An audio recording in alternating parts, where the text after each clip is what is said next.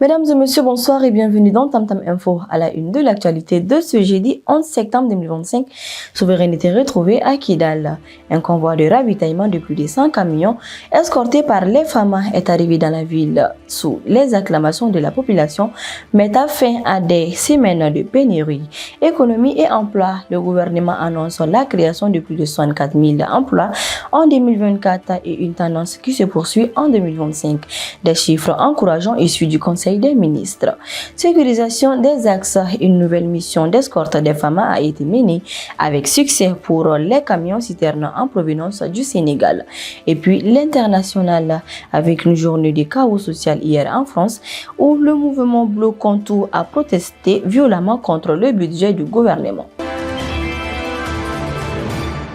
C'est un symbole fort, celui d'un État qui réaffirme sa souveraineté sur l'ensemble de son territoire. Un convoi de plus de 100 camions chargés de vivres et d'hydrocarbures est arrivé à Kidal, accueilli par une population en liesse. Cette opération logistique et sécuritaire majeure, escortée pendant 5 jours par les forces armées maliennes depuis Gao, met fin à plusieurs semaines de pénurie pour les habitants de la ville. Les produits seront vendus à des prix modérés pour soulager les ménages. Les autorités locales et les opérateurs économiques ont salué une victoire éclatante, fruit de l'engagement du président de la transition et des femmes, et un pas de plus vers la stabilité et la réconciliation nationale. Et cette volonté de renforcer l'État s'est traduite aussi sur le front économique. Le Conseil des ministres d'hier a dévoilé des chiffres très positifs sur le marché du travail.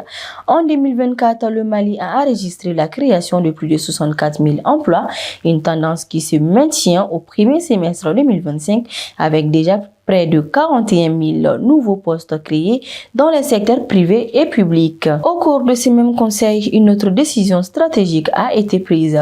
Le projet de création d'une société nationale de réassurance. L'objectif est de réduire la dépendance vis-à-vis des réassureurs étrangers et de conserver une part plus importante des primes d'assurance dans l'économie malienne. Illustration concrète de la mission de protection de l'armée.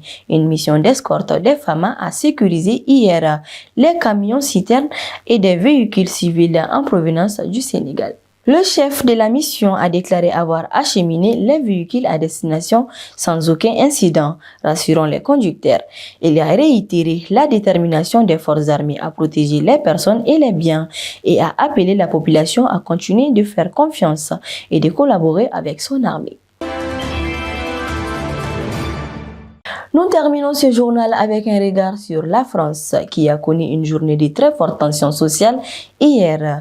Des milliers de personnes sont descendues dans les rues à travers le pays dans le cadre du mouvement Bloquons Tout pour protester contre le projet du budget 2026 du gouvernement jugé trop austère. Suppression de jours fériés, gel des retraites et coupes dans les services publics sont notamment dénoncés. La journée a été marquée par des blocages de routes, des gares et d'universités. Des affrontements ont également éclaté dans plusieurs villes, notamment à Lyon et à Paris. Face à cette mobilisation, l'État a déployé 80 000 policiers et gendarmes. Un premier bilan hier matin faisait état de près de 200 interpellations. C'est la fin de cette édition. Merci de votre fidélité sur Tam Tam TV. Nous terminons ce journal avec une pensée du premier président du Mali, Modibo Keïta, dont les mots résonnent particulièrement avec l'actualité du jour, marquée par la quête de souveraineté.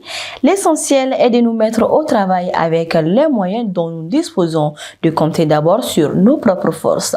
Au nom de toute la rédaction, nous vous souhaitons une très belle soirée.